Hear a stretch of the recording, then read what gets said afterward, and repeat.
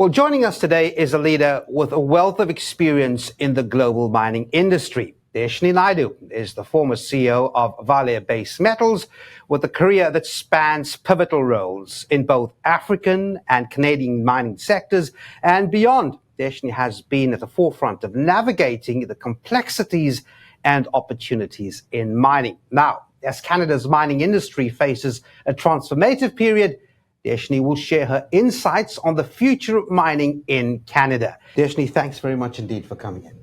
Thank you so much for having me here today, Devan. So we're going to get to the complicated stuff in a moment, but I thought first, let's just find out about how Canada's been to you. It's been about 3 years or thereabouts since you arrived in Canada. How has it been professionally and otherwise in Canada so far for you? Yeah, so one of the reasons I packed my family and my happiness and came to Canada because the Canadian mining industry, very much like back home in South Africa, is one of those iconic industries, mining industries that stands out. And I can tell you the country has not disappointed me, be it from the mineral endowment we have in the ground to government's proactiveness in terms of some of the critical mineral strategy work I've seen, to the backing of that, in terms of financial support, be it the federal budgets, be it some of the Ontario government work that we're seeing right now. I've been suitably impressed. But David, I think what's got to me from a professional point of view is, how many miners I've seen across this country that are fourth and fifth generation miners. So Canada is a very much a legacied mining industry, and that's why it has not disappointed me. Maybe just to add, though, I think, whereas we are one of these iconic industries, I have seen, looking at some of the benchmarking I did at the start, we are starting to lag behind in some of those competitiveness metrics like productivity. And I suppose that's something, when we get into those complicated questions, we should unpack a little bit. I want to talk about that, but it's interesting that it was this year, just earlier on in March, where you departed as the Vale Base Metals CEO. I thought that there was still a few months, if not a couple of years ahead, just given the critical space that mine was in. Why did you leave? Yeah. Many things have to come together when you make a decision of that kind of magnitude. Yeah. The catalyst for me, Devan, was actually my family. Although I've been in Canada for 3.5 years, I think I might have seen them for a third of that time in totality. Because although based in Canada, I was running operations in the north of Brazil as well as Indonesia and across Canada. And knowing that to get this job done well, you got to spend the most of your time on the ground, that took me away from them a lot. So that was a catalyst. But as you said, we had done a lot of intensive work at Vale Base Metals. And one of the things that we did, which I think would be pivotal in this company's history, is carving it out from the rest of Vale SA. So I thought there's never a good time as for a CEO to leave, but that for me created almost a milestone moment to do it.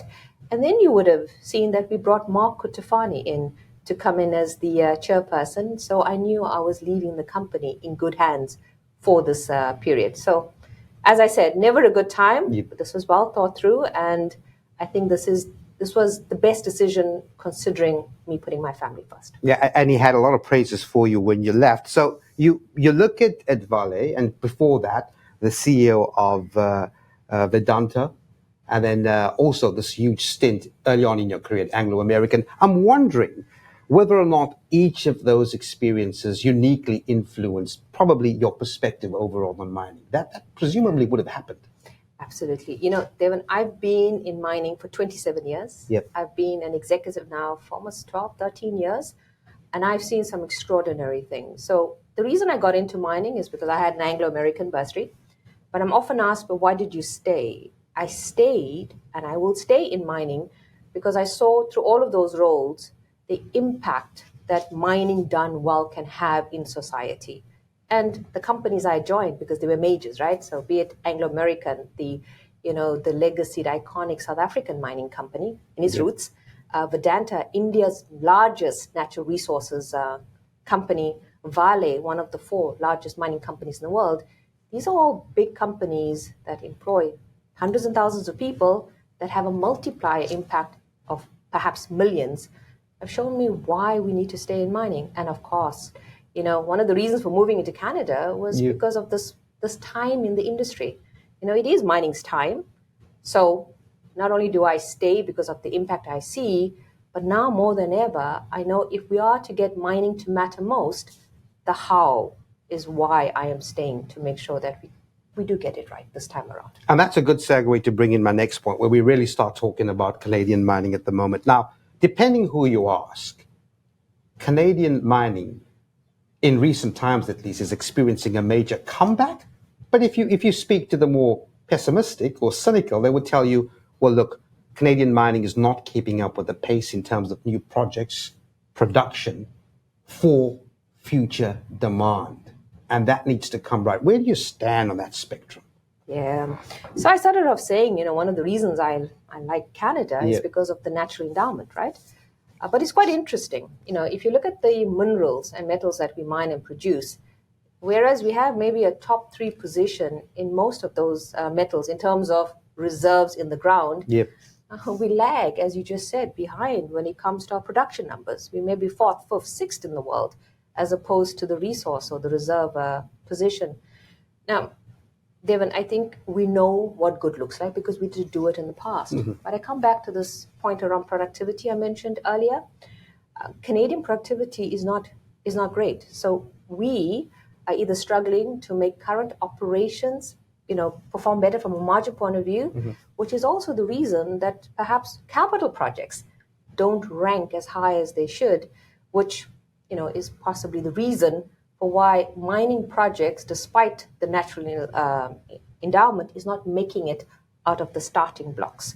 So we need to address at the core of all of this our competitiveness, be it on the regulatory front, be it on mining productivity, both people as well as machine, and overall cost. You've touched on the fact that I've been in Canada for 3.5 years, especially in Ontario. This is an expensive geography to live in, but an even more expensive geography to do business in. Let's talk about that geography and Ontario in particular. So you have Premier Doug Ford announcing not so long ago the $17 million initiative, training 36,000 workers, mining-related industries.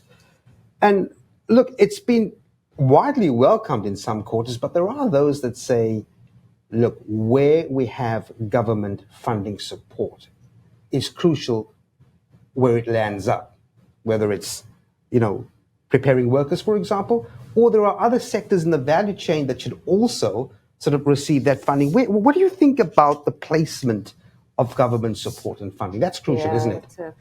That's a great question, and something that I've been thinking a lot about, since the release of the critical mineral strategy and the tail end of 2022, right? So firstly, I'm a fan of the strategy, right? Because it touches for me the 10 most critical points across the entire value chain, from exploration to diversification of your supply chain to skills development, all the way down to building resiliency in our supply chain. So strategy, I agree with. In terms of, and maybe before that, if I look at skills development, I think it's pretty impressive that governments, especially provincial governments, are taking this lead. And why it's impressive, because I haven't seen this happen in most of the other geographies that I've typically operated in. So I'd like to commend, I think, the Premier and his team for what they are doing. But when government takes the lead on something, you've got to question the sustainability of it, because there's a question mark around ownership. So perhaps why I think this is, impressive and set up for success, because I believe that the collaborative approach that the government is using, bringing in our Indigenous communities, local communities, private sector together with government and unions to do this is probably the right approach. But is it best placed? And by the way, that program is quite staggering, because I think it's like this is stream 4 or 5 in kind of a multi-stream approach that will possibly spend almost $260 million. But Devan, mining is a long-term game. Mining is incredibly capital intensive, right? And we need to think about kind of funding support through the cycle for some of these projects. Right. So we've all, seen, with, I think, some excitement, the EV investments coming into all provinces, particularly Ontario and into Quebec. And I've seen, a lot of government support going into EV plants. But I haven't been seeing the same level of support going into mining projects. Exactly as we're saying, we hold good positions, but we're not producing more. The demand is real because we know we're going to have to fill these EV plants. Where is the metal coming from? So on your question around funding support and where should it be, perhaps better placed, there's a need for maybe more equitable funding support across the entire value chain.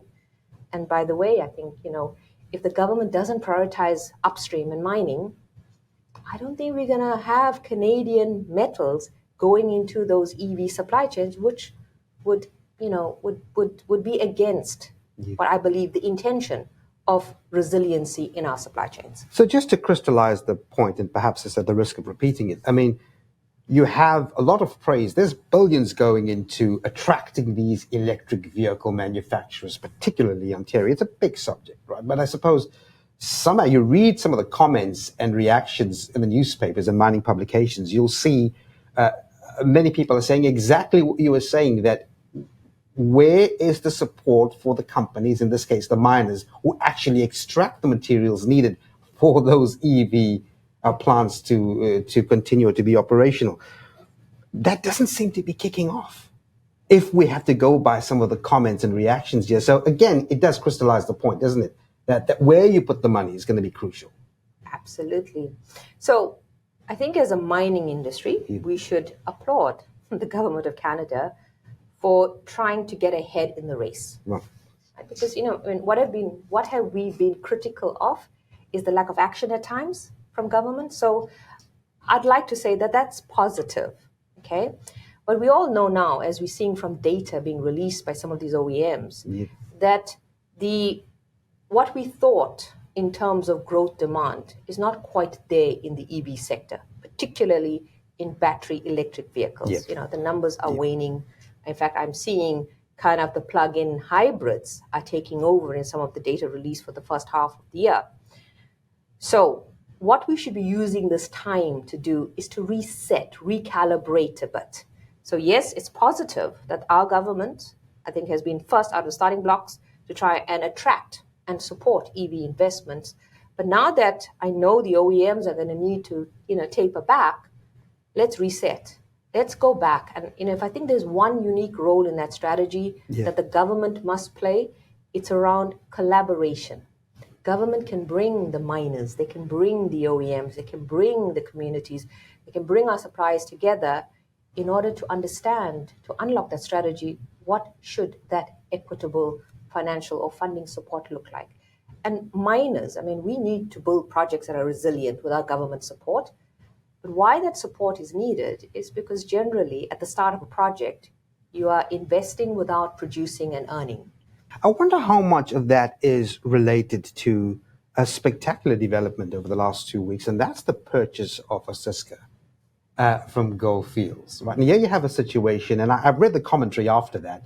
There was a lot of fanfare about it, but there was one segment that said, look, here in Canada, we're finding the mines, we're putting it up to be a wonderful production, and someone comes in and buys it. And that's exactly what happened with Gold Fields. Just your take on how Canadians, deal with the matter of actually finding the resources, but at the end of the day, we have someone else coming in and buying it. What was your take on that Gold Fields purchase of Frisco? I think, firstly, I want to congratulate everyone in the deal. Yeah. Because at the end of the day, I look at whether mining's winning or not. And I think in that kind of deal, mining did win. And when I look at it from a geographical point of view and a country point of view, it's how will Canada still win post the acquisition by Gold Fields? And if that can be secured, I think we're on the right track. But why is this happening? I said that we are endowed, we do the exploration, we do the work, but I did say that we're not very competitive. Yep. So what are we all chasing? We're chasing value creation. So if there's someone out there that can perhaps do this better, in a more safe, sustainable way and achieve better margins, isn't that the best thing for the asset? So this is a time for reflection. I think we have an amazing opportunity to seize in this industry, but we as Canadian miners, as producers, we need to figure out what do we need to do so that we get back this industry across the entire life cycle of an asset. We need to be good at exploring. We need to be very good at project development, We need to be outstanding at operating. We need to be even better at knowing how to close a mine and be able to take our local stakeholders along. Yeah. If we can't do it all, of course someone else is going to step in. So I hear you. I think it is a moment for reflection of this industry and where do we want to play and how do we, if we're serious about this, what do we need to do to play across this value chain? On that to-do list is the issue of consultation, right? Consultation, pivotal, everyone's speaking about it, and you've got some serious approaches from stakeholders. Have you been in positions throughout your journey, your career journey, where you would have to talk to communities on various positions? I mean, it's an active issue in Canadian mining, bearing in mind that mining generally has the stigma, this historical stigma of not engaging with communities and having negative impacts. We're seeing it as a very pivotal point in Canada at the moment. What's your take as to how Canadians are approaching this? Yeah. So you asked me, have I directly engaged? Yes, I have. Yeah. When I was at Vedanta, so I built the Gamsberg project Indeed. in the Northern Cape. And one of my first, visits to Black Mountain, which is the region, was to visit the community. And there, when I didn't go in there to tell them what we were doing, I went in there to listen. And I think as an industry, as CEOs, we've got to show a bit more contrition and make sure that we can be out there listening first to our stakeholders. Subsequent visits, I would always maybe prioritize visiting the women in the community. I would visit certain projects in the community as well. So it should be the way we work, not the exception to the way we work in mining. In terms of what's happening in Canada right now, I think rightly so, the critical mineral strategy is quite specific on the involvement we need to see from our Indigenous communities, right? IBAs have been successful, but to a point. So this is when communities need to be brought along. I mentioned a few things now that lead to this trust issue we have in the industry. We used to always in South Africa call it the trust deficit and try to unpack why do we have it. So I think the unique situation that's arising right now in Canadian mining that we've got to be watchful and mindful of, right, is the fact that we have to be in a hurry because critical minerals are needed yesterday to get into the supply chains that we are talking about. We are using words like streamlining of regulatory processes, etc. There's a risk in doing that because it's coming across, if we don't properly articulate this, as shortcuts. Now, in an industry where you have trust issues, this is not the time to be using a mining boom, to say, well, we're going to be, or perceived to be shortcutting the process.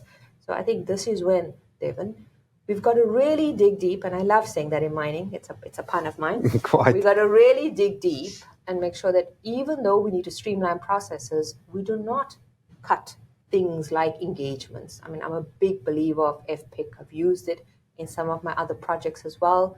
We have to take the communities along, and streamlining means still completing the process, but making sure that we can be most efficient time-wise. And I would like to believe that, in most of the countries that we operate in, Canada is possibly the best, set up to throw more regulators at giving us that efficiency that the industry needs to still regulate, still approve, but more efficiently. Well, look, some wonderful insights emerging here, Deshnee, I got to say. I mean, so as we wrap up, I just want to know, what's the focus for you now? I mean, surely you've got some knocks on the door, some incredible insights coming through here. What's your plan going forward here? Yeah, so as I told Vale Base Metals and a lot of my stakeholders when I was leaving in March, that I want to take a break. It's been an intensive 3 years. At the business, I feel some days we did work for 10 years. Yeah. So it was intensive. So I've been on a genuine break. I've started, though, in the last few weeks, starting to take a few more calls, reconnecting with people. I've been very open to the government in Canada to say, I'd love to brainstorm about how can I better support you on the critical minerals work. And some of those conversations are underway. So maybe all that's left to say is watch the space. I think I have unfinished business with the industry. I definitely don't intend to step away from it. Give me a few months and we'll see. No. And because I've been asked the question so many times, Canada is going to remain my home for the next while. Oh, that's interesting. That's interesting. Well, thanks very much indeed. It's been a pleasure speaking to you. Deshnee, thanks for coming in. It's great. Thank you for having me, and thanks for an engaging conversation.